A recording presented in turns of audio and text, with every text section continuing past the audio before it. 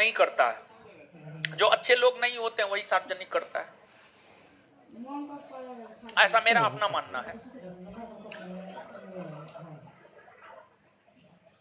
दुनिया का क्या मानना है हमको नहीं पता।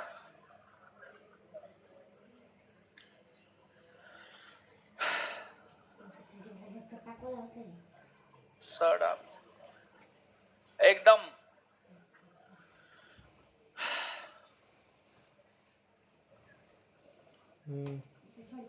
मिलने आइए। ऑनलाइन वाला लोग सब मिलने नहीं आता है, लेकिन ऑनलाइन वाला मिलने आता है तो बड़ी अच्छा लगता है, समझे, बहुत अच्छा लगता है।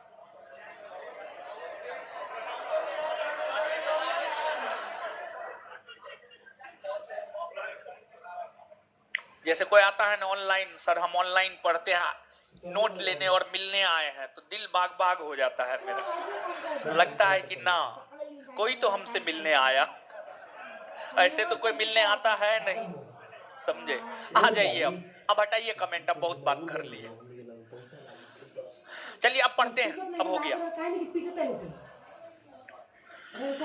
तो जो चौथा चैप्टर है हम लोगों का, भारत में ब्रिटिश शासकों की आर्थिक नीति और उसका प्रभाव। पिछले क्लास में कुछ बातों की चर्चा हमने आपके साथ की थी। सीरियल की भांति पिछले क्लास की चीजों को 1 मिनट में रिकैप करते हैं और फिर वहां से चीजों को कंटिन्यू करेंगे, आगे बढ़ाएंगे। देखिए आपको जो है, थोड़ा इसको यहाँ पे कीजिए ना, थोड़ा सा जो है बोर्ड के सामने रहेगा। अरे दिखेंगे ना, अरे सामने में तो है महाराज, ठीक है। आराम से चाय गिर जाएगा, आराम से चाय हटा, थोड़ा और इधर के, थोड़ा और।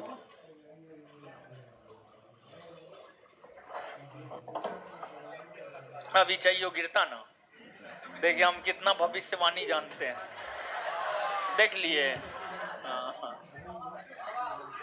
तो आप विश्वास कीजिए, बाबा वाला गुण आ रहा है। अब तो ऑनलाइन भी दिख रहे होंगे क्या जी, देख लीजिए ऑनलाइन दिख रहे हैं ना। जीवन के अंतिम चरण में बाबे बनेंगे, चिंता मत कीजिए। आप लोगों को कुछ नहीं होगा, आ जाइएगा, ठीक है। चला बना लेंगे आप लोग को, आप लोग सिर्फ हाँ में हाँ मिलाइएगा। बाबा का चेला सब क्या करता है, हाँ में हाँ मिलाता है और कुछ नहीं करता है। तो ये आप लोग भी हाँ में हाँ मिलाइएगा, तब चेला बनाएंगे, नहीं तो नहीं बनाएंगे। विरोध कीजिएगा तो चेला बनाने से क्या फायदा। आइए समझिए, देखिए ब्रिटिश यानी अंग्रेज जो है ना, जब भारत आया था तो उसका उद्देश्य व्यापार करना था। लेकिन जब अंग्रेजों ने भारत में अपनी राजनीतिक प्रभुसत्ता को स्थापित कर लिया, तब अंग्रेजों का लक्ष्य यह हो गया कि भारत को कितना अधिक से अधिक लूटा जाए और भारत को अधिक से अधिक लूट कर अपने मातृ देश ब्रिटेन को अधिक से अधिक मुनाफा पहुंचाया जाए, लाभ पहुंचाया जाए, फायदा पहुंचाया जाए। देखिए एक टर्म आता है साम्राज्यवाद और एक टर्म आता है उपनिवेशवाद। एक टर्म है साम्राज्यवाद और एक टर्म है उपनिवेशवाद। जैसे जो सिक्का होता है, सिक्का में दो पहलू होते हैं, एक हेड और दूसरा टेल।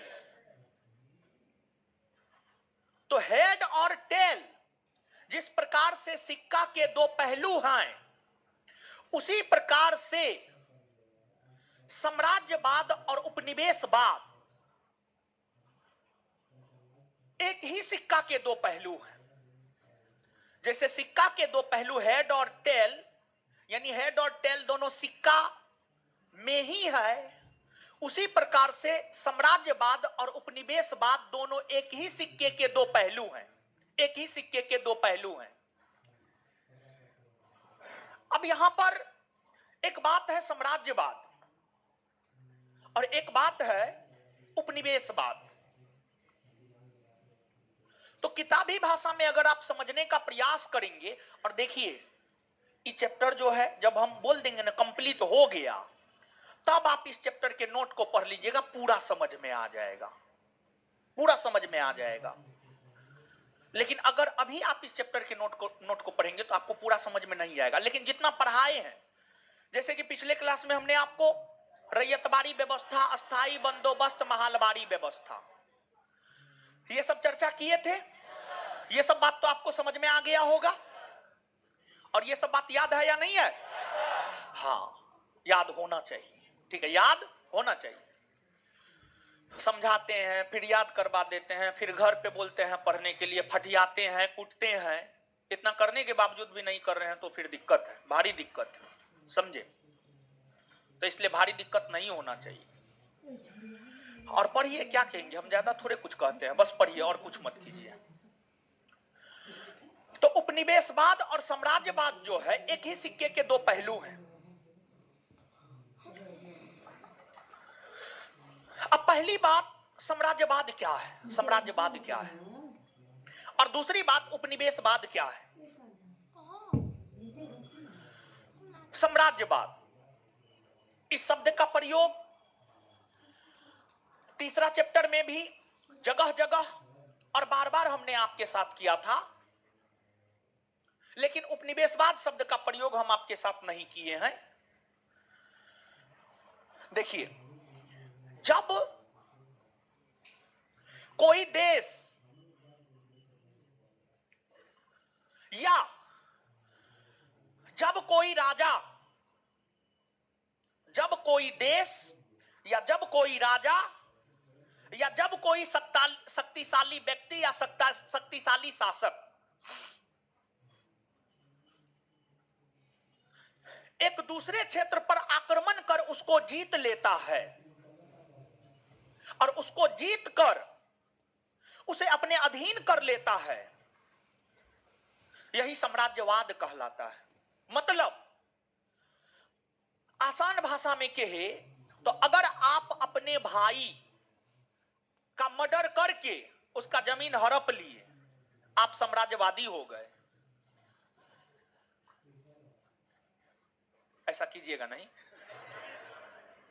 ऐसा नहीं करना, गलत बात, ठीक है।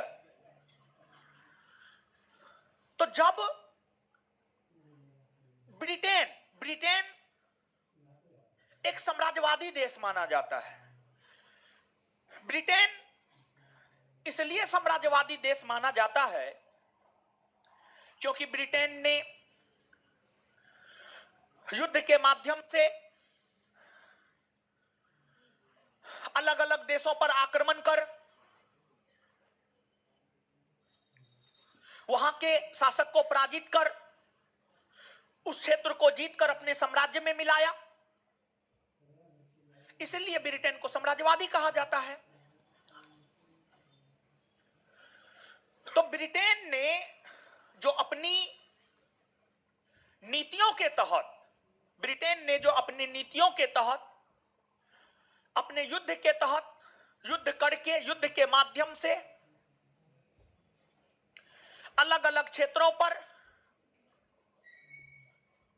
अपने शासन को स्थापित किया, अपने शासन को स्थापित किया, यही तो साम्राज्यवाद कहलाता है। ब्रिटेन के द्वारा किसी क्षेत्र को जीता जाना साम्राज्यवाद है। वही ब्रिटेन ने जिस क्षेत्र को जीता,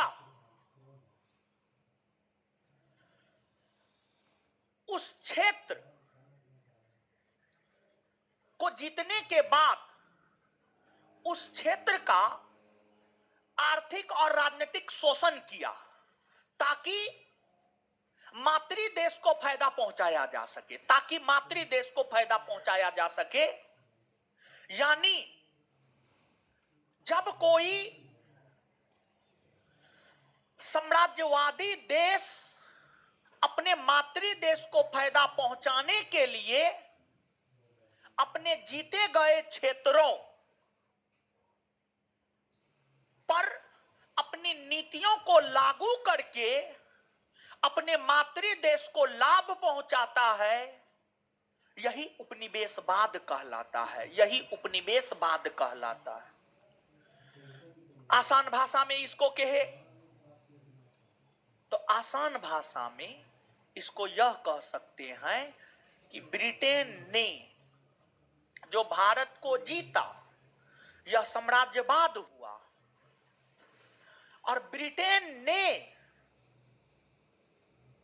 ब्रिटेन को फायदा पहुंचाने के लिए भारत में जो अपनी नीतियां लागू की, उन नीतियों के तहत भारत का जो आर्थिक शोषण किया, यही उपनिवेशवाद कहलाया, यही उपनिवेशवाद कहलाया। समझे? नहीं समझ रहे? समझ रहे हैं? समझ जाइएगा, एक बार फिर से बोल। ब्रिटेन भारत को जीता, हाँ या ना? ब्रिटेन भारत को जीता, यह साम्राज्यवाद, यह क्या? अब एक बात बताइए, ब्रिटेन भारत को जीतने के बाद, ब्रिटेन भारत को जीतने के बाद ब्रिटेन को आर्थिक लाभ पहुंचाने हेतु, ब्रिटेन को आर्थिक लाभ पहुंचाने हेतु रैयतवारी बंदोबस्त, महलवारी बंदोबस्त, अस्थायी बंदोबस्त, ये सब तमाम प्रकार की नीतियां लागू करके, तमाम प्रकार की नीतियां लागू करके ब्रिटेन को फायदा पहुंचाया, यही उपनिवेशवाद कहलाता है। यही क्या कहलाता? उपनिवेश। उपनिवेश। बात समझ में आया? धीरे धीरे और आप समझेंगे, आपको चिंता नहीं करना है। अब आपको जिस प्रकार से आपने अस्थायी बंदोबस्त को जाना, महलवारी बंदोबस्त को जाना, रैयतवारी बंदोबस्त को जाना, उसी प्रकार से इन बंदोबस्त से इतर कुछ और भी बंदोबस्त है, कुछ और भी प्रथाएं हैं जो कृषि से संबंधित है। एक है दुबला हाली प्रथा, दुबला हाली प्रथा।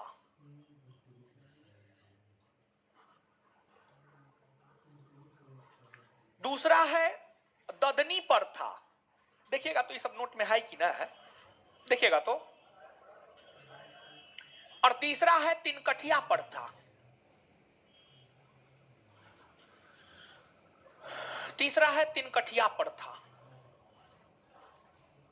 तीसरा है तिनकठिया प्रथा। नहीं भी है तो हम है ना जी, कुछ हो या ना हो, हम आपके जीवन में हैं, आप ठीक है। समझे? समझिए। अब सबसे पहले दुबला हाली प्रथा, छोड़िए ना नोट, समझिए ना, समझिए समझिए। ये हो गया पानी लेने के लिए, मतलब वो सुनिए नहीं रहा है, वो समझिए नहीं रहा है। आज जबकि हम आते हुए बोले ये चैप्टर समझने वाला ज्यादा है, तब पर भी आप लोग नहीं समझते हैं। समझे? तो खैर मेरा क्या लीजिएगा, मेरा थोड़े कुछ लीजिएगा, मेरा तो कुछ नहीं लीजिएगा, हानि अंततः आप ही को होगा। समझे? तो इसलिए समझिए, जो बोले उस पर गौर किया कीजिए। भा महाराज मतलब गौर नहीं करते हैं। दुबला हाली प्रथा, जो दुबला हाली प्रथा है, दुबला हाली प्रथा का संबंध बंधुआ मजदूरी से है। दुबला हाली प्रथा का संबंध बंधुआ मजदूरी से है। बंधुआ मजदूरी से है। अब कहिएगा बंधुआ मजदूरी क्या है? देखिए, वैसी व्यवस्था जिसमें दास या गुलाम अपना और अपनी संपत्ति का मालिक अपने स्वामी को मानता है, उसी को बंधुआ मजदूर कहा जाता है। उसी को बंधुआ मजदूर कहा जाता है। तो जो बंधुआ मजदूर अपना और अपने संपत्ति का मालिक अपने स्वामी को मानता है, उसी को बंधुआ मजदूर कहा जाता है। और बंधुआ मजदूरी से ही दुबला हाली प्रथा संबंधित है। दुबला हाली प्रथा संबंधित है। और इस प्रकार की प्रथा खास तौर पर भारत के पश्चिमी भाग में, खास तौर पर भारत के पश्चिमी भाग में, ये भारत है, भारत का उत्तरी भाग, दक्षिणी भाग, पूर्वी भाग, पश्चिमी भाग, भारत के पश्चिमी भाग के अंतर्गत गुजरात है। गुजरात में सूरत है। सूरत जो है आपको नर्मदा नदी के तट पर है। सूरत में खास तौर पर यह दुबला हाली प्रथा प्रचलित था। सूरत में सूरत ताप्ती, नर्मदा बोल दी, नहीं सॉरी ताप्ती, सॉरी ताप्ती, सूरत ताप्ती नदी, सॉरी सूरत ताप्ती नदी। आप जब क्वेश्चन बैंक पलट करके देखेंगे तो आपको यह प्रश्न देखने को मिल जाएंगे कि दुबला हाली प्रथा निम्नलिखित में से भारत के किस शहर में प्रचलित है। तो इसका उत्तर हो जाता सूरत। इसका उत्तर क्या हो जाता? समझ पा रहे हैं आप? एक बार फिर से इसको समझाते हैं, फिर से समझा दें कि समझ गए। देखिए, नहीं समझे हैं फिर से समझिएगा। देखिए, आपको जो है भारत में दास प्रथा क्या, यानी मनुष्यों का जो क्रय विक्रय होता था, मनुष्यों का जो क्रय विक्रय होता था उसी को दास प्रथा कहा जाता था। मनुष्यों का जो क्रय विक्रय होता था उसको क्या कहा जाता था? क्या कहा जाता था? दास प्रथा कहा जाता था। दास प्रथा कहा जाता था। तो जो दास या जो गुलाम होता था ना, गुलाम जो है पश्चिमी भारत के गुलाम, पश्चिमी भारत के जो दास होते थे, जो गुलाम होते थे, वो जो है यह मानते थे हमारा मालिक ही हमारा सब चीज है, हमारा मालिक ही हमारे लिए भगवान है और हमारी संपत्ति पर भी हमारे मालिक का ही अधिकार है। उसी को बंधुआ मजदूर कहा जाता है। बंधुआ मजदूर कहा जाता है। और बंधुआ मजदूर से ही संबंधित है दुबला हाली प्रथा। दुबला हाली प्रथा यानी दुबला हाली प्रथा मतलब वैसे दास, वैसे गुलाम जो अपना और अपनी संपत्ति सब चीज का मालिक अपने मालिक को ही मानता था। इस प्रकार की जो चीजें प्रचलित थी, इसी को दुबला हाली प्रथा कहा गया। इसी को क्या कहा गया? दुबला। तो यहां से दो बात याद रखना है। दुबला हाली प्रथा का संबंध बंधुआ मजदूर से है और दुबला हाली प्रथा भारत के कौन भाग में? पश्चिमी भाग में। और स्पेसिफिक शहर पूछेगा तो क्लियर। इसके बाद अगला है ददनी प्रथा। अगला क्या है? ददनी प्रथा। देखिए, अंग्रेज जो है ना बड़ी तेज था। अंग्रेज बड़ी तेज था। तब तो विश्व के अधिकतर देश पर कब्जा कर लिया। Bharat, Sri Lanka, Australia, Nepal, Bhutan, Burma, Myanmar, Afghanistan, America. किया कि नहीं किया? तेज था तब ना। अगर तेज नहीं होता तो अंग्रेज इतना बड़े क्षेत्र को जीत पाता थी। आए, आप तेज होइएगा तभी ना 80 को 90 को क्वेश्चन बनाइएगा जी। आप भूसकोल होइएगा यानी कमजोर होइएगा, 10 को बनाइएगा, 12 को बनाइएगा, 15 को बनाइएगा, 20 को बनाइएगा, 25 को बनाइएगा, 30 को बनाइएगा, उससे ज्यादा थोड़े बना पाइएगा, नहीं बना पाइएगा। तो अंग्रेज बड़ी तेज था। तो अंग्रेज जो है क्या करता था? समझा रहे हैं ददनी प्रथा। क्या समझा रहे हैं? ददनी प्रथा। अंग्रेज क्या करता था? अंग्रेज क्या करता था? अंग्रेज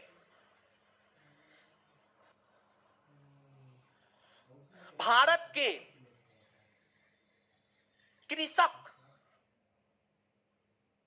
के कृषक मजदूरों को, यानी जो खेती करता था, जो फसल उसल का उत्पादन करता था, खाद्यान्न फसल का, वाणिज्यिक फसल सब का उत्पादन करता था, कृषक मजदूर किसान सब, उसको फसल उत्पादित करने के लिए अग्रिम ऋण देता था, अग्रिम ऋण देता था। और कृषक मजदूरों की मजबूरी थी कि उसको ऋण लेना पड़ता था, क्योंकि कृषक मजदूरों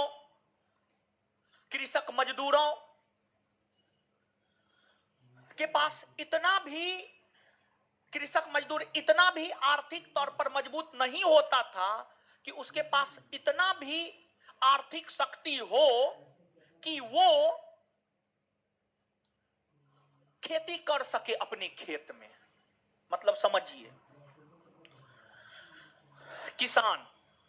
किसानी का पेशा, किसानी का व्यवसाय घाटा का व्यवसाय माना जाता है, घाटा का व्यवसाय माना जाता है। अगर किसानी का व्यवसाय मुनाफा का व्यवसाय होता, हर कोई किसान ही होता, और किसान अपने बाल बच्चा को पटना पढ़ने के लिए नहीं भेजता। अगर किसानी में मुनाफा होता तो किसान कहता किसानी में मुनाफा हो रहा है, हम किसान है, तुम भी किसान बनो, काहे तुम 5,000 10,000 लेकर के पटना में मजा मारेगा।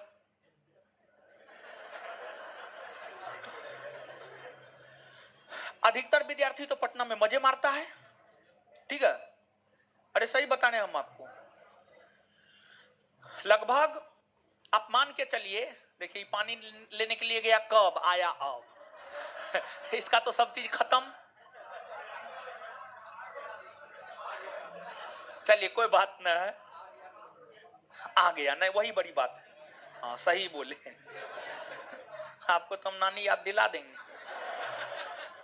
चश्मा में पावर है, पावर है। हाँ सुनिए, तो बहुत सारे ऐसे किसान होते हैं, बहुत सारे ऐसे किसान होते हैं जिनके पास भूमि होता है, लेकिन उस भूमि में जो है फसल लगाने के लिए उसके पास पैसा नहीं होता है, पैसा नहीं होता है।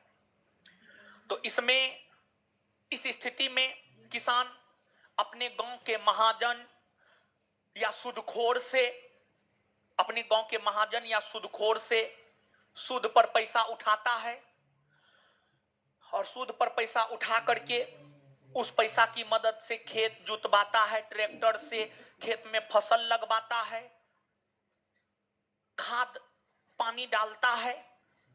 तब जाकर जब फसल उत्पादित होता है तो उस फसल को बेच करके किसान, जो सूदखोर या महाजन से पैसा लिया होता है किसान, उसको जाकर अदा करता है। ये बात तो समझ रहे होंगे आप कि ये नहीं समझते, ग्रामीण पृष्ठभूमि से होंगे तो समझते होंगे, और ऐसे कौन बड़ी बात है इसमें, जो किसी भी पृष्ठभूमि से होंगे तो आप इस बात को समझ पा रहे होंगे। इसी प्रकार से जब अभी के किसान का ये हाल है, तो ब्रिटिश काल में तो किसानों का दुर्दशा होइल था। किसान के पास किसान इतना भी आर्थिक तौर पर मजबूत नहीं था कि वो अपनी आर्थिक शक्ति के बदौलत अपने खेत में फसलों को लगा सके। तो इसलिए किसान अपने खेत में फसलों को लगाने के उद्देश्य से अंग्रेजों से अग्रिम ऋण लेता था, और अंग्रेज भी देने के लिए तैयार रहता था।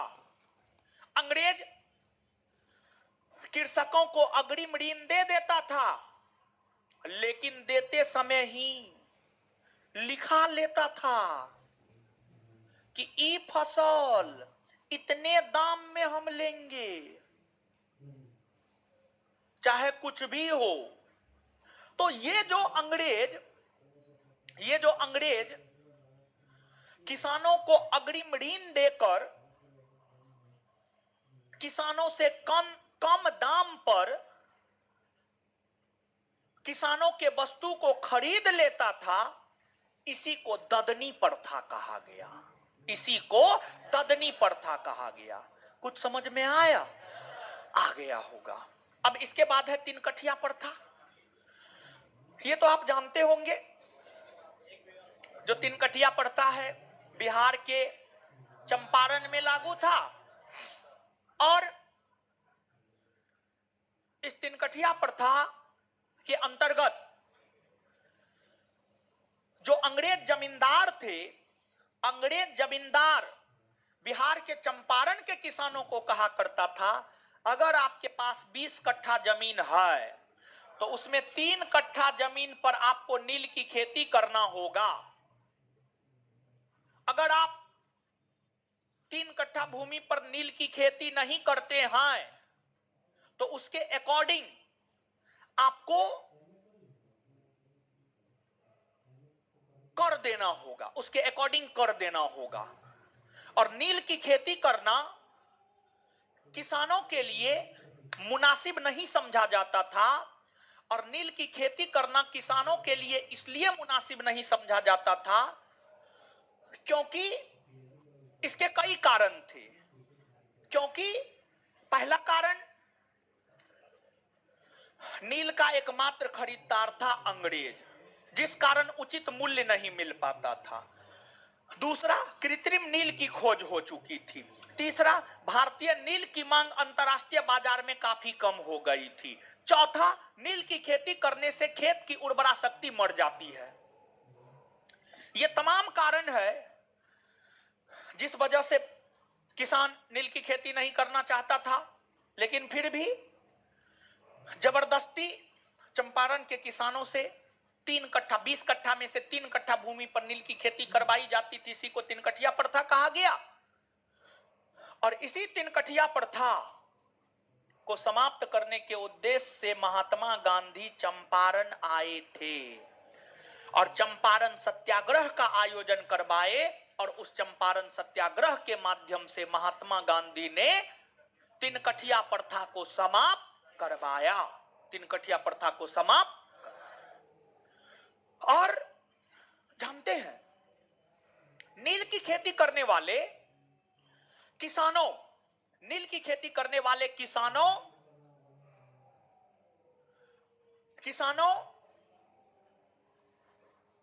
की बड़ी दुर्दशा थी, बड़ी खराब स्थिति थी नील की खेती करने वाले किसानों की।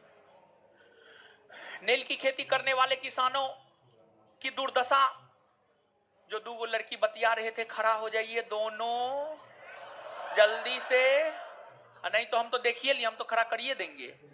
जो आंख मरोड़ रहे हैं, ठीक है, खड़ा हो जाइए उधर। 1 2 3 4 5 6 7 8 9 10 11 12 13, 13वां बेंच, चौथा और पांचवा लड़की, सॉरी, पांचवा और छठा लड़की, पांचवा और छठा लड़की, खड़ा हो जाइए दोनों। एगो चश्मा वाली, एगो मुंह पे हाथ रख ले हैं, खड़ा हो जाइए, 5 मिनट खड़ा रहे। हाँ, मास्क भी पहने हुए, खड़ा हो जाइए, खड़ा हो जाइए, खड़ा हो जाइए। ऐसे आप लोग नहीं समझिएगा। और जब तक आप भी, आप कोनो स्पेशल थोड़े हैं कि आपको नहीं खड़ा करेंगे। हाँ, चलिए खड़ा रहिए 5 मिनट। जब बोल दिए हैं, समझने वाला है समझिए, फिर भी वही हाल। उठा करके क्वेश्चन पूछे हैं, आज तक कभी नहीं जवाब दिए हैं। खड़ा रहिए 5 मिनट आराम से। देखिए, मोदी जी देश के प्रधानमंत्री इसलिए बन गए क्योंकि मोदी जी अनुशासित है। और आप भी अपने जीवन में सफल होना चाहते हैं तो आपको अनुशासित होना पड़ेगा। नहीं, अगर आप अनुशासित नहीं है, आप जीवन में सफल नहीं हो सकते हैं, समझे? तो ये पनिशमेंट है। 5 मिनट खड़ा रहिए आराम से, ताकि आगे से बात ना करें। और क्लास का ये मिसाल बनेगा कि बतियाएंगे तो खड़ा हो जाएंगे, और लड़का लोग को डेस्क पे हम खड़ा करवाएंगे। तो अब समझिएगा आप, नील की खेती करने वाले किसानों की जो दुर्दशा है, उसका उल्लेख सर्वप्रथम दीनबंधु मित्र ने अपनी पत्रिका नील दर्पण में किया है। अपनी पत्रिका नील दर्पण में किया है। नील दर्पण में किया। इतना बात समझ में आया? देखिए, अंग्रेज, अगर हम अंग्रेजों की बात करें, अगर हम अंग्रेजों की बात करें, तो अंग्रेज ना चाहते हुए भी, अंग्रेज ना चाहते हुए भी, ना चाहते हुए भी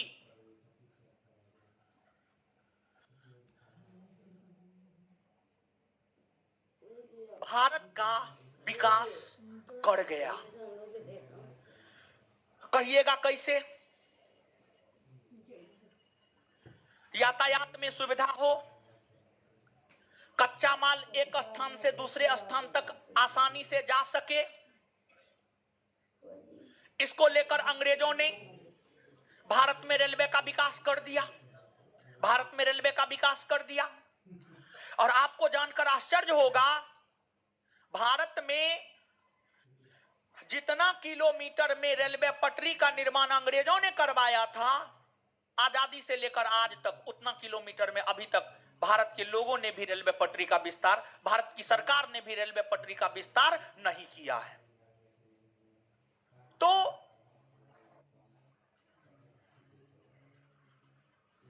ना चाहते हुए भी अंग्रेजों ने कच्चे माल का एक स्थान से दूसरे स्थान तक सुगम रूप से आवागमन हो सके, इसको लेकर अंग्रेजों ने भारत में रेलवे का विकास किया। और अंग्रेजों ने भारत में रेलवे का विकास ही नहीं, बल्कि अंग्रेजों ने भारत में उद्योग भी लगाए, फैक्ट्री भी लगाए, फैक्ट्री कारखाना भी लगाए, कारखाना भी लगाए। देखिए, शुरुआती दौर का जो अंग्रेज था, मतलब 1600 ईस्वी में जब ब्रिटिश ईस्ट इंडिया कंपनी की स्थापना हुई थी, उस समय जो अंग्रेज भारत आया था, वो भारत में फैक्ट्री उक्ट्री नहीं लगाया था, वो भारत में कारखाना उरखाना नहीं लगाया था। उस सब का कारखाना तो गोदाम हुआ करता था, गोदाम हुआ करता था। लेकिन जब 1757 के पलासी युद्ध से अंग्रेजों ने भारत में अपनी राजनीतिक प्रभुसत्ता को स्थापित किया, तब जाकर अंग्रेज भारत में कारखाना सब लगाना शुरू किया था, भारत में कारखाना सब लगाना शुरू किया था, उद्योग लगाना शुरू किया था, उद्योग लगाना शुरू किया था। तो अंग्रेजों ने भारत में रेलवे के विकास के साथ साथ उद्योगों का भी विकास किया। लेकिन क्या अंग्रेज कभी यह सोचकर रेलवे का विकास कर सकता था कि इससे भारतीयों को फायदा हो जाए? ना। जानते हैं, अगर अंग्रेज को यह लगता कि रेलवे के विकास करने से भारतीयों को फायदा हो जाएगा, अंग्रेज कभी रेलवे का विकास नहीं करता, कभी रेलवे का विकास नहीं करता। लेकिन उसको लगा तो इससे तो मेरा व्यापार ठीक ठाक होगा, कच्चा माल एक स्थान से दूसरे स्थान तक कम समय में पहुंच जाएगा, इससे मेरा व्यापार जो है और उन्नत हो जाएगा, और उन्नत हो जाएगा। इसको लेकर अंग्रेजों ने भारत में रेलवे का विकास किया।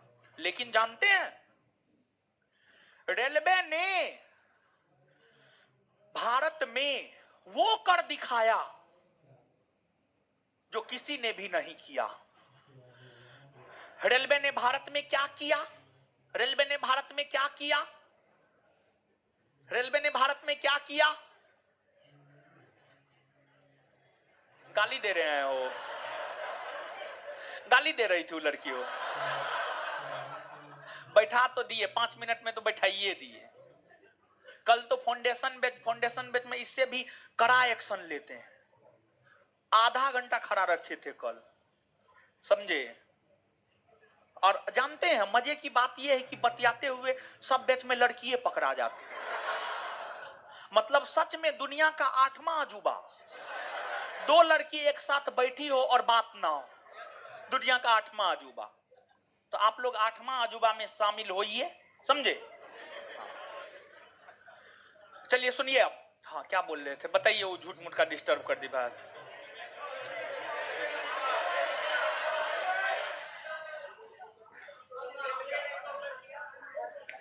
देखिए, हाँ, भारत में रेलवे ने वो कर दिखाया जो कोई नहीं कर पाया। क्या किया भारत ने रेलवे में? रेलवे ने भारत में क्या किया? रेलवे ने भारत में राष्ट्रवाद को जन्म दिया। रेलवे ने भारत में राष्ट्रवाद को बढ़ावा दिया। रेलवे ने भारत के लोगों के बीच भारतीयता का विकास किया। रेलवे ने तमिलनाडु के लोगों को यह समझाया कि आप भारत में हैं। बंगाल के लोगों को भी यह समझाया कि आप भारत में हैं, आप सभी भारतीय हैं। रेलवे ने भारत को भौगोलिक और राजनीतिक तौर पर एकीकृत किया। रेलवे ने भारत के उत्तर भारत के लोगों को दक्षिण भारत के लोगों से जोड़ा। रेलवे ने पूर्वी भारत के लोगों को पश्चिमी भारत के लोगों से जोड़ा। रेलवे ने बहुत कुछ किया। रेलवे के विकास को लेकर अलग अलग विद्वानों ने अलग अलग प्रकार की टिप्पणी की है। रेलवे के विकास को लेकर अलग अलग विद्वानों ने भारतीय रेलवे को लेकर अलग अलग प्रकार की टिप्पणी की है। जैसे एक टिप्पणी अर्नाल्ड ने किया है। एक टिप्पणी अर्नाल्ड ने किया है। अर्नाल्ड विद्वान का नाम है। अर्नाल्ड नामक विद्वान ने भारत में रेलवे के विकास के ऊपर टिप्पणी करते हुए यह कहा कि भारत में रेलवे ने वह कर दिखाया जो अकबर और टीपू सुल्तान जैसे शासक नहीं कर सके। अकबर और टीपू सुल्तान भारत को राजनीतिक तौर पर, पूरे भारत को राजनीतिक तौर पर एकीकृत नहीं कर सका, लेकिन रेलवे ने पूरे भारत, उत्तर भारत दक्षिण भारत दोनों को राजनीतिक और भौगोलिक तौर पर एकीकृत कर दिया। यह स्टेटमेंट रेलवे के विकास को लेकर अर्नाल्ड नामक विद्वान के द्वारा किया गया। अर्नाल्ड नामक विद्वान के द्वारा किया गया है। एक बार फिर से आप सुन ले। अर्नाल्ड नामक विद्वान ने रेलवे के विकास को लेकर यह कहा है कि रेलवे ने भारत में वो कर दिखाया जो अकबर और टीपू सुल्तान जैसे शासक नहीं कर सके। और अकबर और टीपू सुल्तान भारत को, पूरे भारत को राजनीतिक और भौगोलिक तौर पर एकीकृत नहीं कर सका, लेकिन भारतीय रेलवे ने पूरे भारत को राजनीतिक और भौगोलिक तौर पर एकीकृत कर दिया। फिर रेलवे का विकास एक टेक्नोलॉजी के तहत हुआ, एक टेक्निक के तहत हुआ। बिना टेक्नोलॉजी का रेलवे का विकास संभव थोड़े था, नहीं था। जानते हैं, अंग्रेज जब भारत में रेलवे का विकास कर रहा था ना, तो अंग्रेज वैश्विक स्तर पर यह अफवाह फैलाता था उन देशों में जहां पर अंग्रेजों का शासन नहीं था। वो कहता था, देखिए भारत में मेरा शासन, हम विकास कर रहे हैं, आपके यहां मेरा न है। देखिए आपके यहां रेलवे है, न है, तो आप हमारे अधीन आ जाइए, हम आपके देश में भी रेलवे का विकास कर देंगे। तो रेलवे के विकास के माध्यम से अंग्रेज अपने साम्राज्य का भी विस्तार करना चाहता था, जिसके मद्देनजर कार्ल मार्क्स नामक विद्वान ने यह कहा कि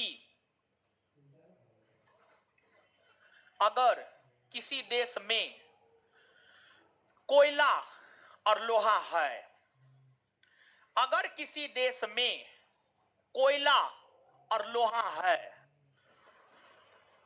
तथा वहां पर अगर तकनीक को पहुंचा दिया जाए तो उस देश को आधुनिकीकरण करने से कोई नहीं रोक सकता है। मतलब समझिएगा, देखिए ब्रिटेन की सरकार भारत में रेलवे के विकास के साथ साथ यह भी कह रहा था कि हम भारत का तो आधुनिकीकरण कर रहे हैं, हम भारत का तो आधुनिकीकरण कर रहे हैं, भारत का मॉडर्नाइजेशन कर रहे हैं।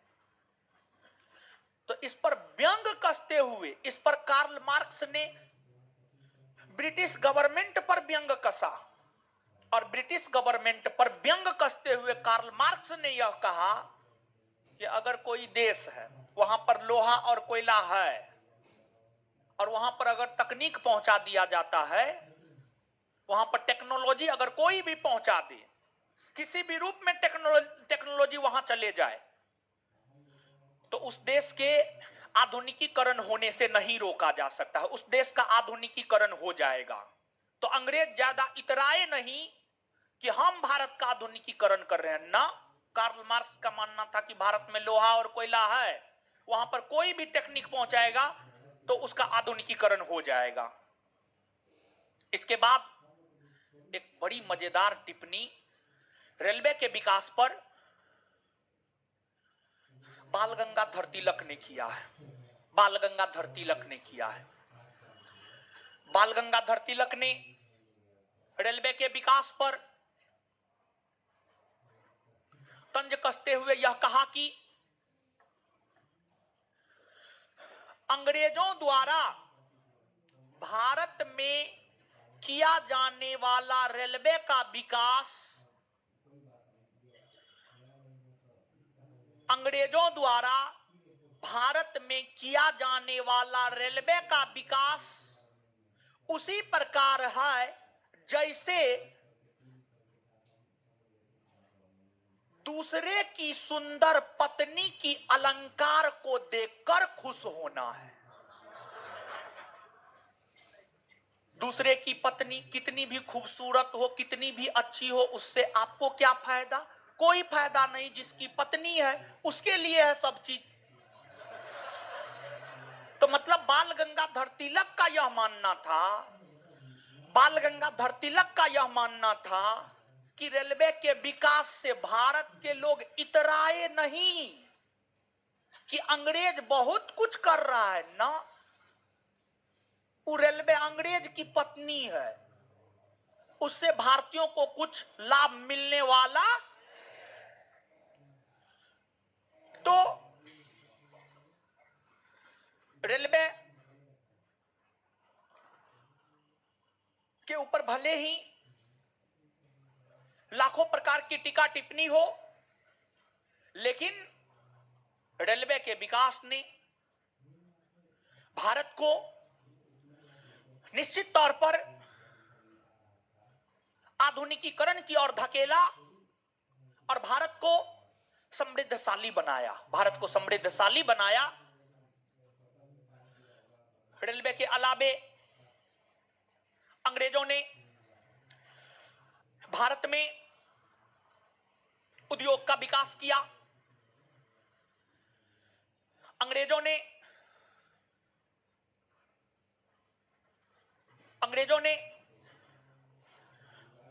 सूती वस्त्र उद्योग भारत में लगाया। अंग्रेजों ने चीनी उद्योग, सीमेंट उद्योग, कागज उद्योग, ये तमाम उद्योग सर्वप्रथम भारतवर्ष के भीतर अंग्रेजों के द्वारा ही लगाए गए थे। अंग्रेजों के द्वारा ही लगाए गए थे। मतलब हम यह बात कह सकते हैं कि भारत का जो औद्योगिक विकास है, भारत का औद्योगिक विकास कहीं ना कहीं ब्रिटिश काल में ही होना प्रारंभ हो गया था। भारत का औद्योगिक विकास कहीं ना कहीं ब्रिटिश काल में ही होना प्रारंभ हो गया था। सर्वप्रथम भारतवर्ष में सूती वस्त्र उद्योग का कारखाना 1818 ईस्वी में पश्चिम बंगाल के फोर्ट ग्लास्टर में लगाया गया था, लेकिन वह असफल रहा। कालांतर में जाकर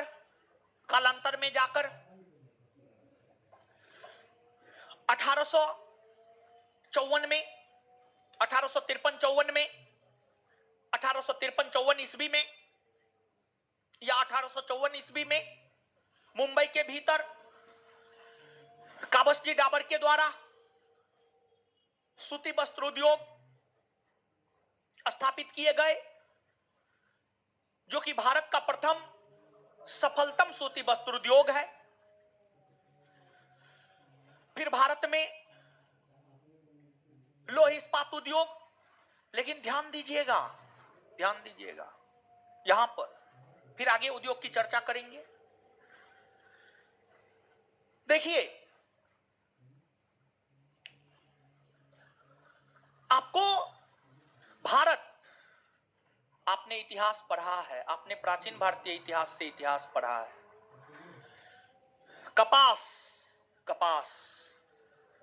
कपास से कपड़ा बनता है, हाँ या ना? हाँ ना? हाँ। कपास भारत का देशज पौधा है। कपास का उत्पादन सर्वप्रथम हड़प्पा सभ्यता के लोगों ने किया था। और जो हड़प्पा सभ्यता है भारत की पहली सभ्यता है।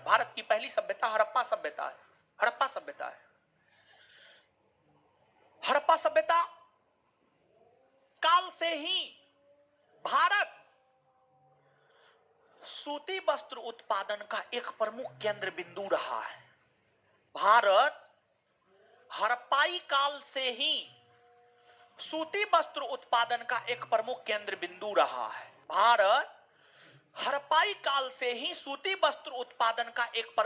बिंदु रहा है। लेकिन अंग्रेजों ने भारत को क्या बना दिया?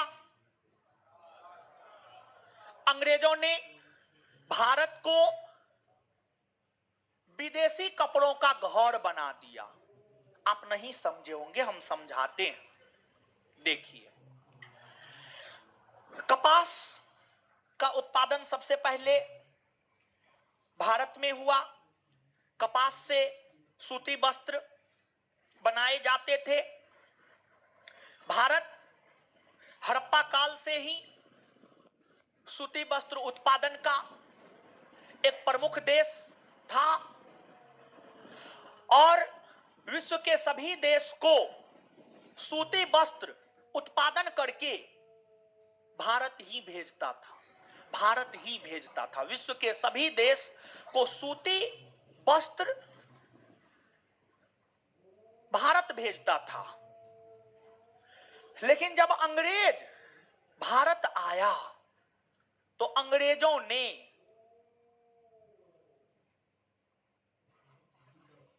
सूती वस्त्र बनाने वाले सभी कच्चे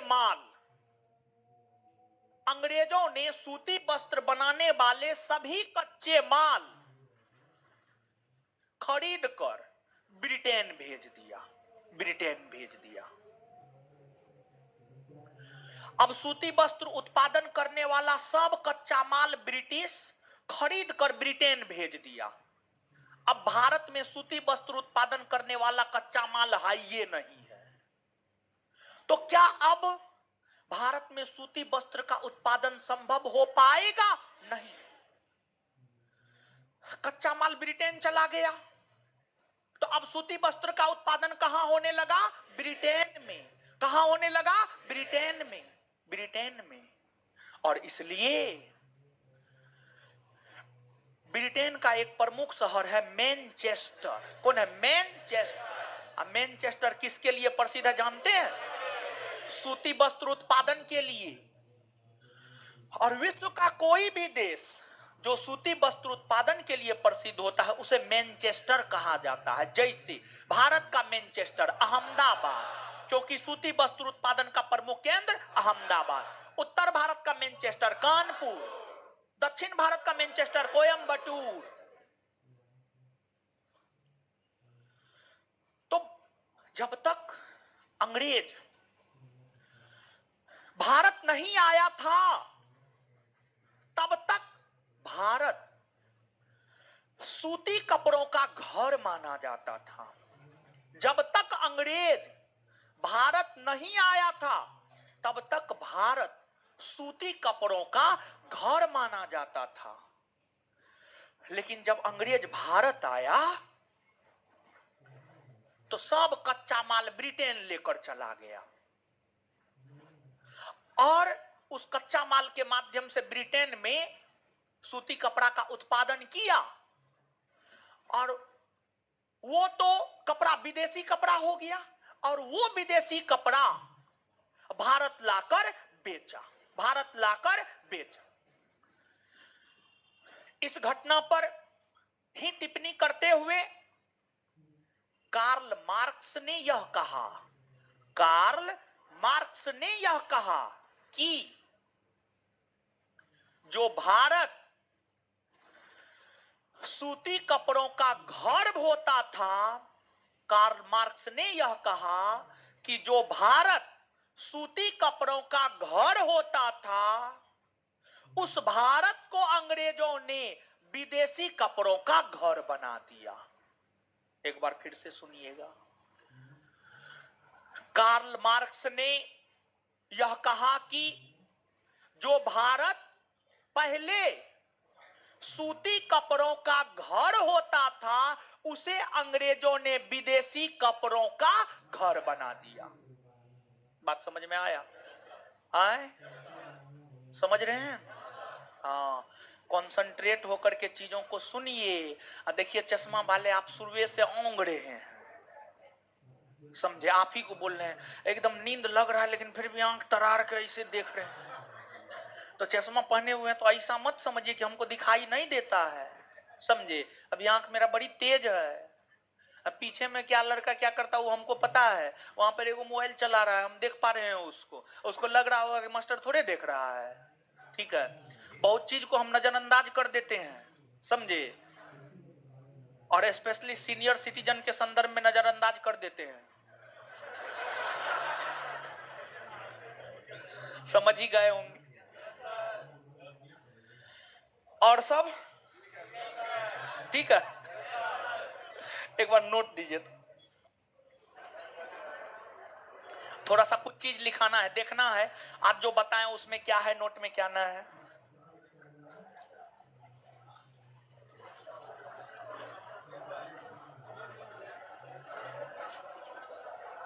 कार्ल मार्क्स एक से बढ़कर एक टिप्पणी किया है, समझे?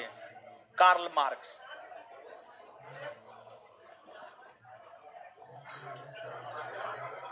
यो हम ही बताएंगे।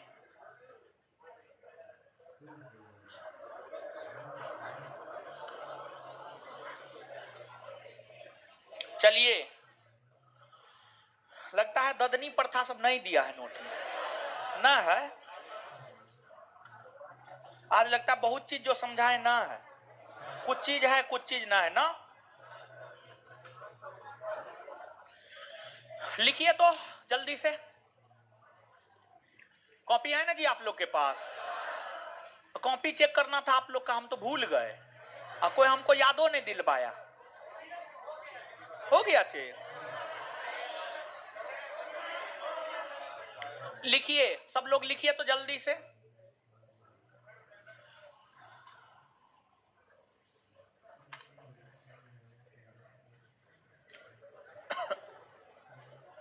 जल्दी लिखिए।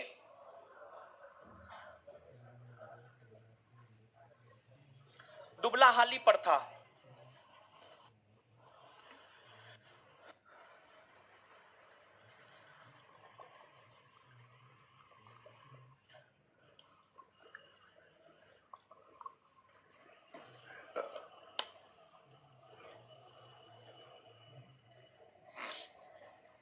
कुबलाहाली प्रथा, लिखिएगा।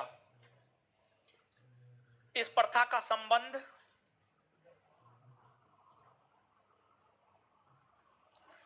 बंधुआ मजदूरी से है। इस प्रथा का संबंध बंधुआ मजदूरी से है।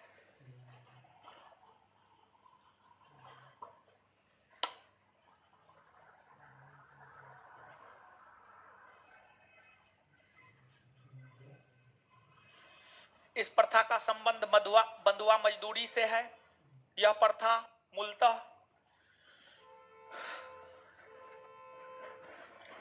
मूलतः भारत के पश्चिमी भाग के अंतर्गत सूरत में प्रचलित था। सूरत में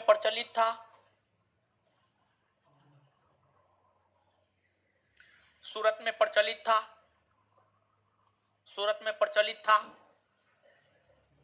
फुल स्टॉप। उसी में बंधुआ मजदूर उस मजदूर को कहा जाता है।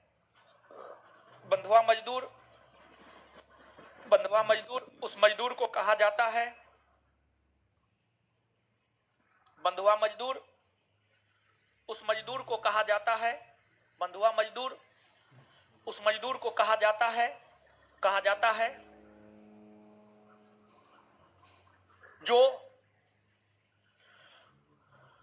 जो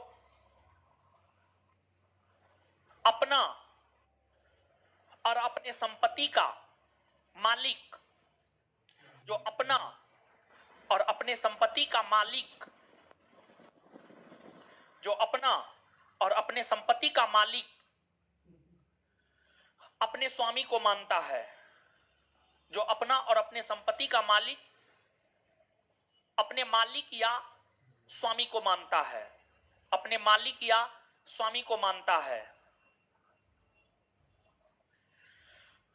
अपने मालिक या स्वामी को मानता है।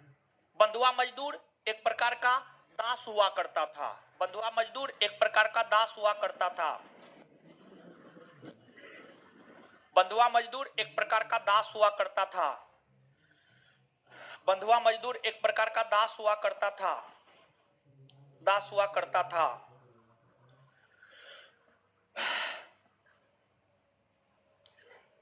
ददनी प्रथा डैश देकर, अब आगे हेडिंग मारिएगा। ददनी प्रथा, ददनी प्रथा, ददनी प्रथा डैश देकर,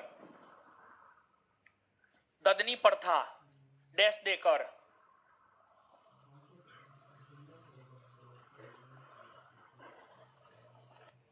यह एक ऐसी प्रथा थी,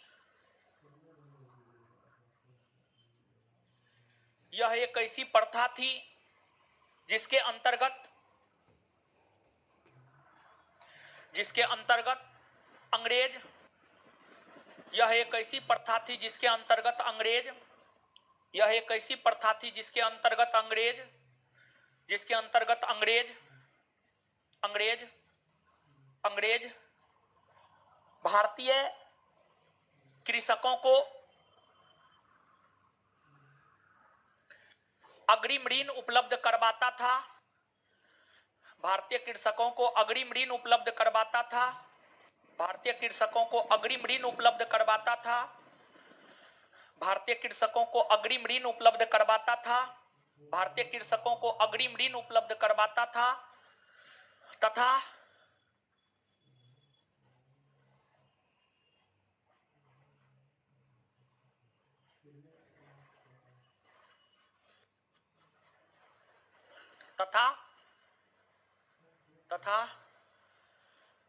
कच्चे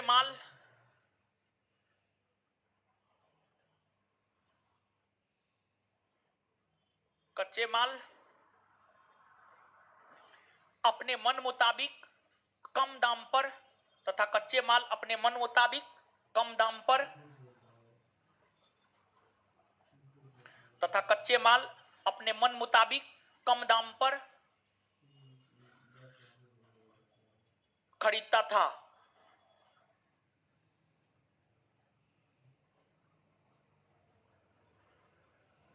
आगे 3 कठिया प्रथा हम लिखाएंगे ना, इसमें कुछ है ही ना, क्या लिखाएंगे, लिखिएगा।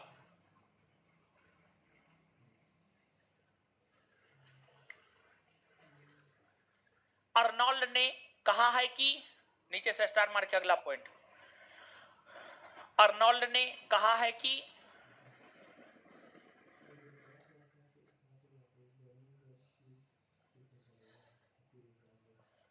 अर्नोल्ड ने कहा है कि भारतीय रेलवे ने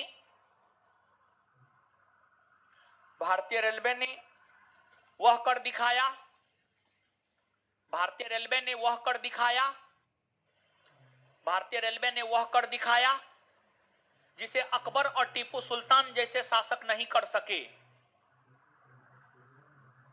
भारतीय रेलवे ने वह कर दिखाया जिसे अकबर और टीपू सुल्तान जैसे शासक नहीं कर सके, जिसे अकबर और टीपू सुल्तान जैसे शासक नहीं कर सके।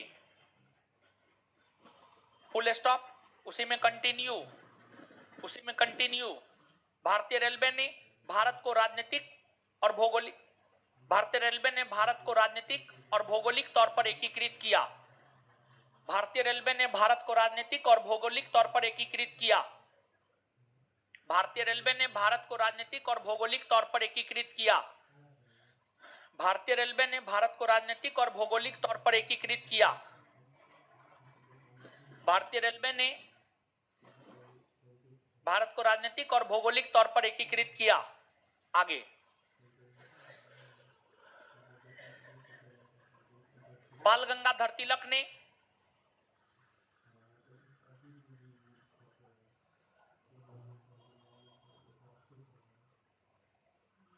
बाल गंगाधर तिलक ने बाल गंगाधर तिलक ने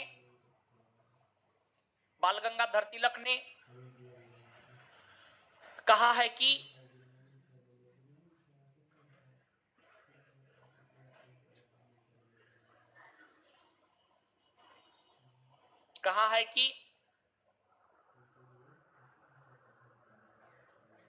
भारत में अंग्रेजों के द्वारा भारत में अंग्रेजों के द्वारा भारत में अंग्रेजों के द्वारा किया गया रेलवे का विकास,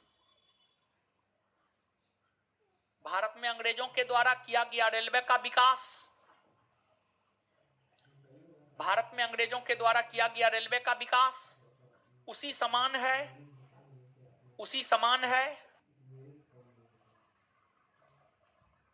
जैसे जैसे दूसरों के पत्नी के अलंकार को देखते हुए खुश होना, जैसे जैसे दूसरों के पत्नी के जैसे दूसरों के पत्नी को जैसे दूसरों के पत्नी के अलंकार को, जैसे दूसरों के पत्नी के अलंकार को देखते हुए खुश होना, दूसरों के पत्नी के अलंकार को देखते हुए खुश होना, खुश होना। अगला पॉइंट लिखिएगा,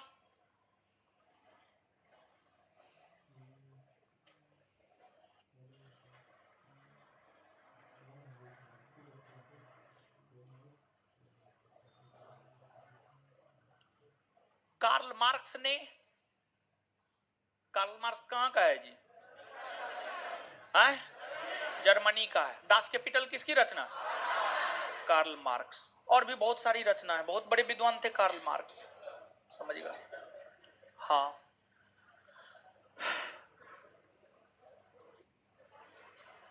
वर्ग संघर्ष का नारा कौन दिया था? Karl marks.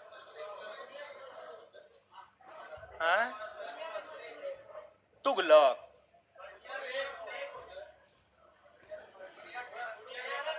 और दुनिया के मजदूर एक हो। ओहो, लिखिए, कार्ल मार्क्स ने कहा है कि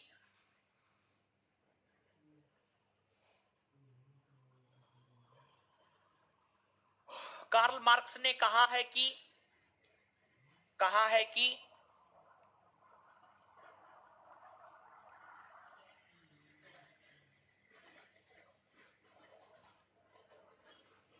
अगर किसी देश में लोहा और कोयला हो,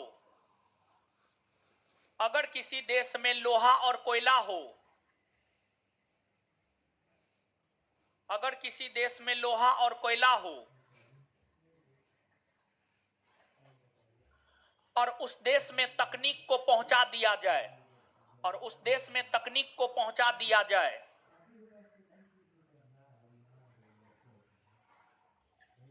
उस देश में तकनीक को पहुंचा दिया जाए, तो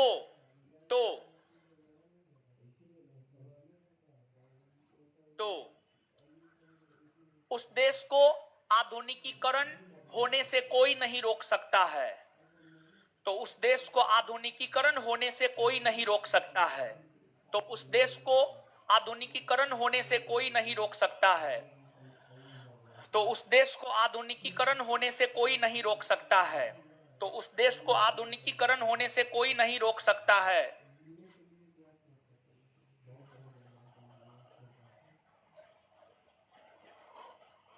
आगे नेक्स्ट पॉइंट, कार्ल मार्क्स ने कहा है कि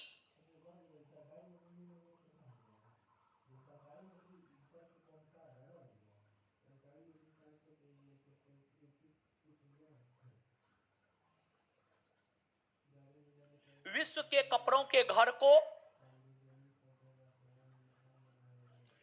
कार्ल मार्क्स ने कहा है कि विश्व के कपड़ों के घर को, विश्व के कपड़ों के घर को विदेशी कपड़ों से भर दिया गया है। विश्व के कपड़ों के घर को यानी भारत को, विश्व के कपड़ों के घर को यानी भारत को, विश्व के कपड़ों के घर को विदेशी कपड़ों से भर दिया गया है। विश्व के कपड़ों के घर को विदेशी कपड़ों से भर दिया गया है।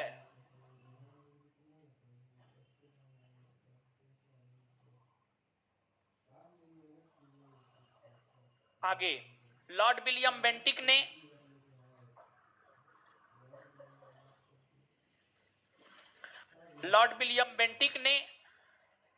कहा है कि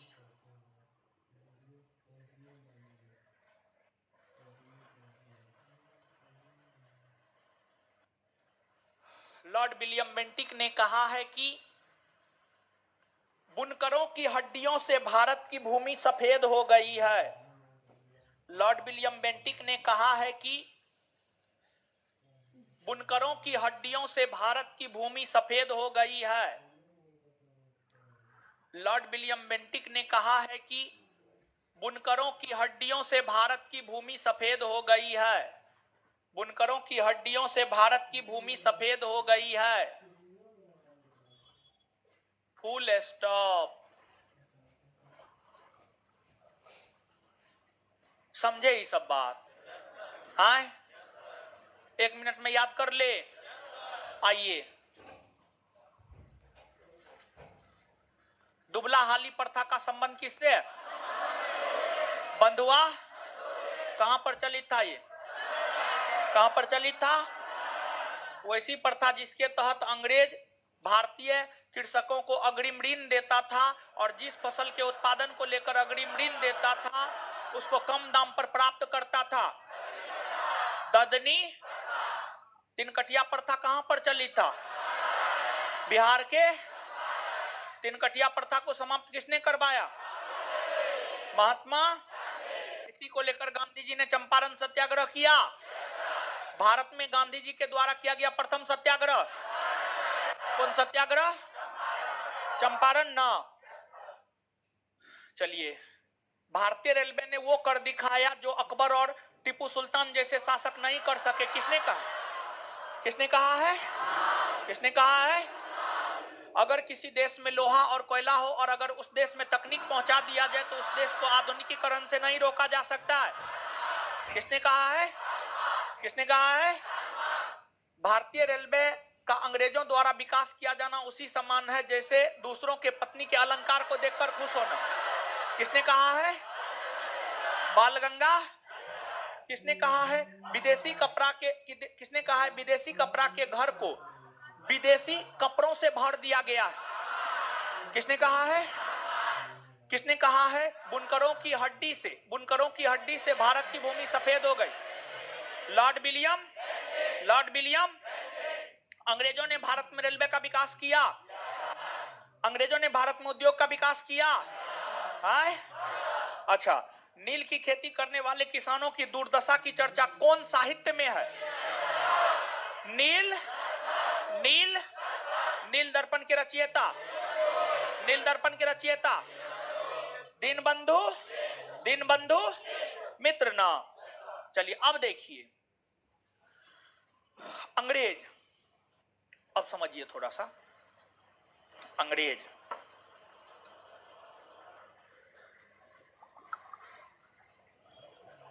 जानते हैं, हमको 2 दिन से नींद नहीं हो रहा है सही से। सोते हैं, समझे, सोते हैं, लेकिन जो है बीच बीच में नींद खुल जाता है। रात में जानते हैं, रात में ऐसा हो गया था कि प्यास इतना लग रहा था कि हम आपको क्या बताएं। रात में उठ करके, आज तक हम जीवन में कभी भी सो गए तो फिर सीधा जो है सुबह ही उठते हैं, लेकिन रात में कम से कम 5 से 6 बार, हमको भी याद नहीं कितना बार उठे हैं, लेकिन 5 से 6 बार उठ के पानी पिए हैं, समझे। लगता है आजकल चिल्लाते थोड़ा ज्यादा है। पैसा ना है हॉर्लिक्स खरीदने का, दीजिए ना आप।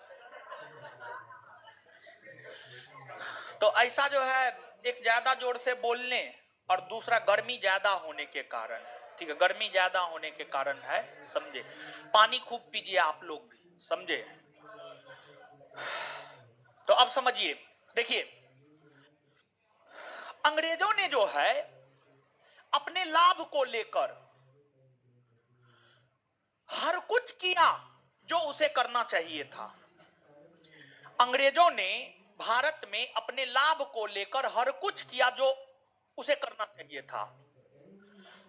अंग्रेजों के इस कदम से हम आपको यह बात समझाना चाहते हैं, आप हर वो काम कीजिए जो आपको लाभ पहुंचाए, जो आपको पढ़ने में लाभ पहुंचाए। लाभ तो बहुत कुछ पहुंचाता है, गलतों काम करने से लाभ होता है, लेकिन अभी आप छात्र हैं, छात्र का सबसे बड़ा कर्म, सबसे बड़ा धर्म पढ़ना होता है। तो आप हर वो काम कीजिए पढ़ाई को लेकर जिससे आपको लाभ हो, और जीवन में कभी भी कंफ्यूजन में मत रहिए। कंफ्यूजन अगर है, जीवन में सफल नहीं हो पाइएगा, समझे। एक बार में डिसाइड कर लीजिए क्या करना है क्या नहीं करना है, ठीक है। कौन किताब पढ़ना है, कौन किताब नहीं पढ़ना है, उतना ही लेकर, उतना ही लक्ष्य बनाकर पढ़ते रहिए, और ज्यादा दायां बायां मत कीजिए, नहीं तो गए लटकले बेटा तो वही बात। कंफ्यूजन हुआ, आपका काम खत्म।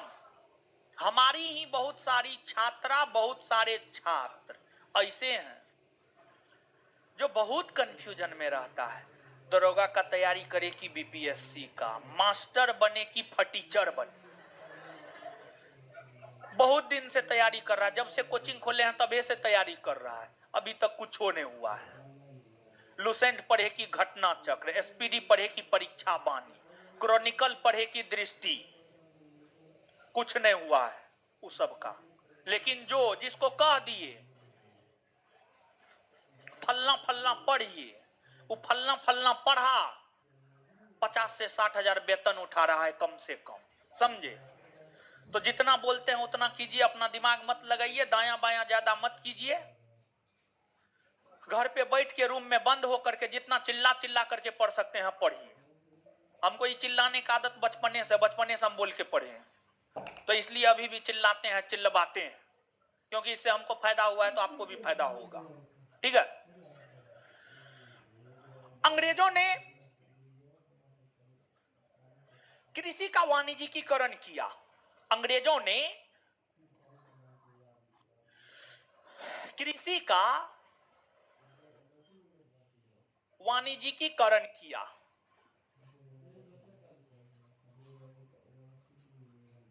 वाणिज्यिकीकरण किया अंग्रेजों ने। इसका क्या मतलब हुआ, देखिए इसको समझिएगा। जैसे मान लिया जाए, आप इसको इस एग्जांपल पे समझिएगा। मान लिया जाए हम आपको पढ़ा रहे हैं, हम आपसे मान लिया जाए 5,000 रुपया लिए, 5,000 रुपया लिए और हम आपको पढ़ा रहे हैं, और हमको लगा 5,000 रुपया में तो हमको लगता है 1 साल से ज्यादा इसको पढ़ाना पड़ेगा। तो अब हमारे मन में आया कि क्यों ना इसको पढ़ाने के बदले, क्यों ना इसको पढ़ाने के बदले इसको पढ़ाना बंद कर दे, 5,000 रुपया में साल भर पढ़ाना बंद कर दे, बल्कि ऐसा कर दे कि टेस्ट सीरीज के माध्यम से आपको पढ़ाए और पर मंथ 500 रुपया ले। तो जो 1 साल में 5,000 हम ले रहे थे, वो 1 साल में हम 6,000 लेंगे। अब 1 साल में 6,000 लेंगे, तो 1 साल में जो 5,000 ले रहे हैं 6,000 लेंगे, तो फायदा तो 6,000 लेने में न होगा जी। आए, यानी हम आपको 5,000 रुपया में पढ़ाना छोड़कर, 5,000 रुपया में हम आपको पढ़ा रहे हैं, तो 5,000 रुपया में हम आपको पढ़ाना छोड़कर,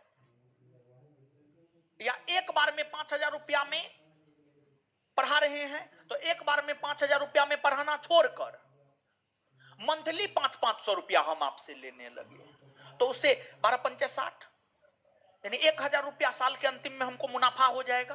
5,000 की तुलना में होगा कि नहीं होगा? आए, होगा ना? इस बात को समझ रहे हैं?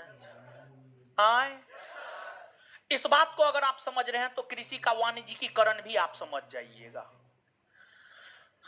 अब क्या होता है समझिए। कृषि के अंतर्गत गेहूं हो गया, चावल हो गया, कपास हो गया तथा अन्य फसल हो गए। भारत के किसान गेहूं, चावल, कपास, नील, तंबाकू, इस सब चीज का उत्पादन करता था। तो अंग्रेजों ने यह देखा कि हम व्यापारी हैं और अगर हम भारत में किसानों से गेहूं, चावल उगवाते हैं तो उससे हमारे व्यापार को फायदा नहीं होगा, लेकिन अगर हम ब्रिटिश भारतीयों से कपास उगवाते हैं, नील उगवाते हैं, तंबाकू उगवाते हैं, कॉफी उगवाते हैं, चाय उगवाते हैं, तो इस सब को उगवाने से जो है ना, हमको व्यापार में फायदा होगा, हमको व्यापार में फायदा होगा। तो अंग्रेजों ने भारत के किसानों पर दबाव बनाया, कहा कि आपको गेहूं और चावल नहीं उगाना है, आप भूखे मरिए, हमको इससे कोई फर्क नहीं पड़ता है, लेकिन हमारे व्यापार में हमको फायदा हो, और हमारे व्यापार में हमको तब फायदा होगा जब आप कपास उगाइएगा, जब आप नील उगाइएगा, जब आप कॉफी उगाइएगा, जब आप तंबाकू उगाइएगा, जब आप चाय उगाइएगा। तो अंग्रेजों ने भारतीय किसान पर दबाव बनाकर गेहूं, चावल के उत्पादन को बंद करवाकर या कम करवाकर उसके स्थान पर तंबाकू, कपास, चाय, कॉफी, नील, इस सब का खेती करवाया। इसी को कृषि का वाणिज्यिकीकरण कहा जाता है।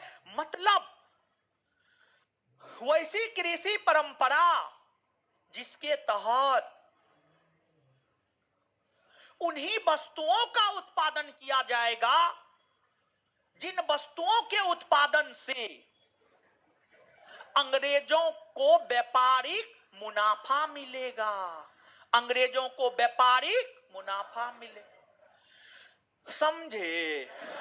हाँ, पूछा जाएगा कृषि का वाणिज्यिकीकरण का क्या अर्थ होता है, साम्राज्यवाद का क्या अर्थ होता है, उपनिवेशवाद का क्या अर्थ होता है, इस सब चीज का अर्थ पूछा जाता है। तो समझाए हैं, समझ में आया?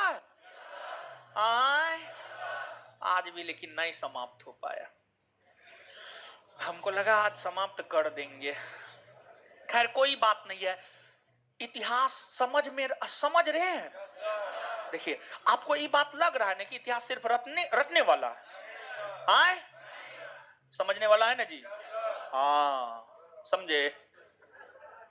चलिए, और सब मजे में। देखिए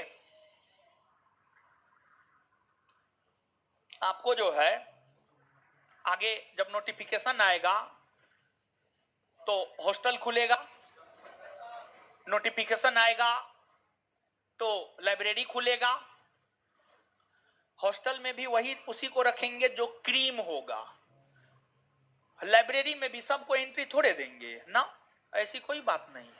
इस बार मेरा टारगेट है, बहुत बड़ा टारगेट है मेरा, जिधर हो उधर ज्ञान बिंदु ही हो, समझे? तो इसलिए पढ़िए, हॉस्टल और लाइब्रेरी में एंट्री उसी को मिलेगा। आप भ्रम में मत रहिए कि किसी को एंट्री दे देंगे, औका बोका को दे देंगे ना, एकदम ना, समझे? पढ़िए, और जो आप लोग इधर उधर करते हैं, जितना पढ़ाते हैं ना हम, और जितना होमवर्क देते हैं, और जितना कहते हैं करने के लिए, जो टेस्ट लेते हैं 8 से 10, जो 12 से 2 और 7 से 9 टेस्ट होता है, जितना कहते हैं उतना कीजिए, जितना कहते हैं उतना करवा करके लोग को टॉप करवा दिए। तो आपको इधर उधर भटकने की जरूरत ना है। बहुत विद्यार्थी हमारा ही यहां पर भी पढ़ता है, इधर उधर भी भटकता है, तो हमको इससे कोई दिक्कत ना है, इससे दिक्कत आपको है।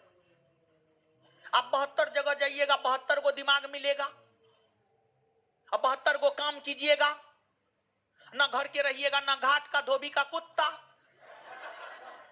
बन जाइएगा। तो इसलिए एक नाव पे चलिए, 2 नाव पे पैर रखिएगा, डूबने का चांस है। एक नाव पे रहिएगा, पार हो जाइएगा, समझे? बात समझ में आ रहा है? हाँ, और सब मजा में। कल शनिवार है, आपका टेस्ट है, और अब जानते हैं शनिवार वाला जो टेस्ट होता है, वे सभी विद्यार्थी जो पहले ऑफलाइन पढ़ते थे लेकिन किसी भी कारणवश पटना में रहते हुए भी ऑफलाइन क्लास नहीं कर रहे हैं, ऑनलाइन ऐड करवा लिया, ऑनलाइन क्लास कर रहे हैं, छात्र हो या छात्रा, उसको शनिवार वाले टेस्ट में भाग लेने नहीं देंगे, समझ गए? हमको सब पता रहता है, वो हम पता कर लेंगे। क्लास आएंगे हम उठा के भगा देंगे, 10 को भगाएंगे ना, बोर्ड फील होगा ना, अपने नहीं आएगा या क्लास आने लगेगा। अरे नजर मेरा बड़ी तेज है, आप गंगा उपारो चले जाइएगा ना, आपको ढूंढ के ले आएंगे। होमवर्क दीजिए, क्या था? 2 नंबर पूरा ना, याद करके आए हैं पक्का? खड़ा हो, इंडिया डिवाइडेड पुस्तक के लेखक हैं? हैं? ना, गलत है। दूसरा क्वेश्चन, भारतीय औद्योगिक निवेश बैंक का मुख्यालय कहां है? पढ़ भी नहीं करते हैं, पता नहीं ना, बच गया, बैठ जाइए। कोलकाता कहां है?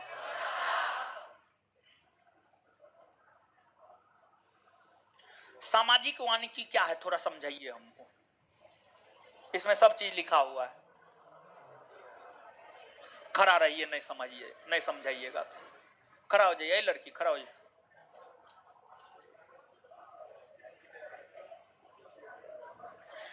नेशनल रिमोट सेंसिंग एजेंसी कहां है?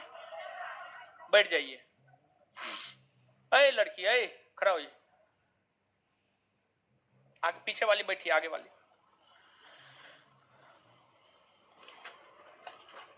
चिमनी से धुआं किस सिद्धांत से बाहर निकलता? सम्मोहन। बैठ जाइए,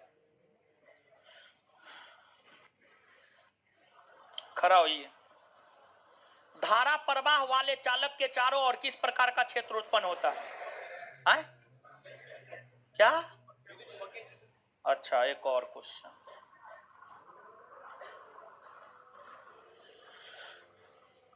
किस संगठन ने अपनी पहली आवश्यकता नैदानिक सूची प्रकाशित की है? किस संगठन ने अपनी पहली आवश्यकता नैदानिक सूची प्रकाशित की है? विश्व स्वास्थ्य संगठन। खड़ा रहिए। चलिए उधर चश्मा वाला खड़ा हो जाइए। बताइए, चक्रण क्वांटम संख्या के कितने मान संभव है? 2। बैठ जाइए। उधर रेड टोपी वाले खड़ा हो जाइए। हाँ। भारत में सिक्के जारी करने के लिए कौन प्राधिकृत? भारतीय रिजर्व बैंक। खड़ा रहिए आप। व्हाइट टोपी खड़ा हो जाइए। मानव शरीर में कौन सी ग्रंथि वृद्धि हार्मोन का उत्पादन करता है? पिट्यूटरी ग्रंथि। खड़ा हो जाइए। इधर खड़ा हो जाइए, बैठ जाइए आप। पिट्यूटरी बोले हैं, ईमानदारी से अगर बोले हैं तो बैठ जाइए, नहीं बोले हैं तो खड़ा रहिए। बोले हैं तो बैठ जाइए। योजना किस सूची का विषय है? समवर्ती सूची। कौन सूची? आप बोले हैं? नहीं बोले हैं। बोले हैं, बैठ जाइए। चलिए इससे आगे अगला होमवर्क सुनिए। बैठ जाइए आप जो खड़ा है। अगला होमवर्क सुनिए, पेज नंबर 51। पेज नंबर 51 पूरा और कुछ नहीं। पेज नंबर 51 पूरा और कुछ नहीं। ऑनलाइन वाले का भी थोड़ा सोचिएगा सर, आप पढ़िए। सब चीज तो आप लोग को भी देते हैं, कुछ भी ऐसा है जो नहीं देते हैं? बताइए। पेज नंबर 51 पूरा याद करके आना है, ठीक है? लीजिए। हाँ, घटना चक्र में क्या था होमवर्क? ईरानी आक्रमण। अगला होमवर्क सुनिए, मौर्य साम्राज्य पूरा। हाँ, मौर्य साम्राज्य पूरा चैप्टर नंबर 9। इससे मौर्य साम्राज्य पूरा चैप्टर नंबर 9। चलिए, ए लड़की खड़ा हो जाइए। हाँ, आगे वाली बैठी।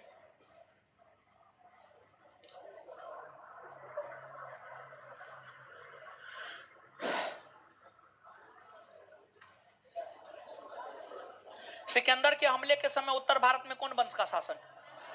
नंद वंश। बैठ जाइए। ए खड़ा होइए। हाँ,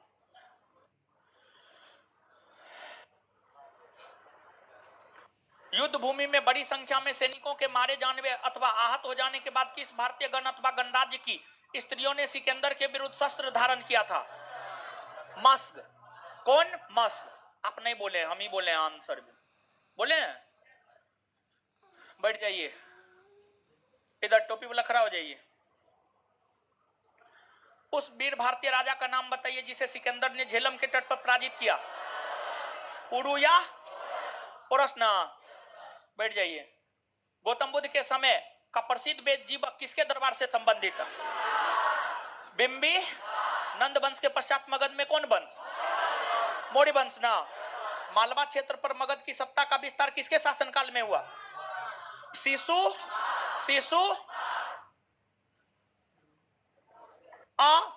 परोप परशुराम के नाम से कौन जाना जाता? महापदम। मगध की राजधानी? चंपा किस महाजनपद की राजधानी है? प्रथम मगध साम्राज्य का उत्कर्ष किस शताब्दी ईस्वी पूर्व में? 6ठी शताब्दी ईस्वी। पाटलिपुत्रा को किस शासक ने सर्वप्रथम अपनी राजधानी? किसने? भारत के प्राचीनतम सिक्के कौन धातु के बने होते थे? अगला होमवर्क मिल गया। विक्रम जी 100 देंगे, क्या कीजिएगा? आप इधर उधर कीजिएगा। इधर उधर आप ना करें, इसलिए ज्यादा होमवर्क देते हैं ताकि घर पे बैठ के पढ़े। जो मेरा बात मानेगा हम लिख के दे सकते हैं, दुनिया का कोई ताकत उसको सफल होने से नहीं रोक सकता है। जो मेरा एक भी बात नहीं मानेगा, दुनिया का कोई ताकत उसको सफल भी नहीं होने देगा। समझिएगा, दोनों बात है। इससे आगे मिलते हैं अगले क्लास में। देखिए कैसे देह तान रही है, लगता है तो ये 9 बजे से बक रहे हैं हम, थक गई है ही। हॉस्टल का होमवर्क सेम नहीं होगा, हॉस्टल का होमवर्क अलग होगा। हॉस्टल में सब चीज अलग होता है, अलग तरीका से हॉस्टल में करते हैं। चलिए, सभी लोगों का बहुत बहुत धन्यवाद। ऐसे पढ़ते रहिए, दनदनाते रहिए, मेहनत करते रहिए। शिल्पी राजवंशी, आप लोग से भी पूछा जाता है, जवाब दीजिए।